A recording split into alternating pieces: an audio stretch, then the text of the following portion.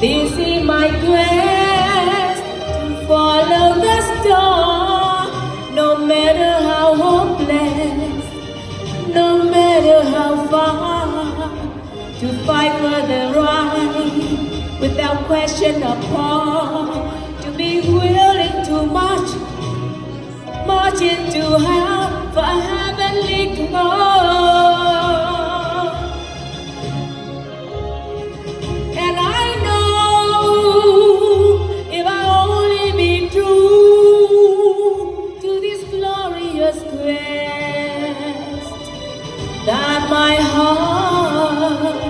will not peaceful and calm when I'm led to my rest. And the world will be better for this,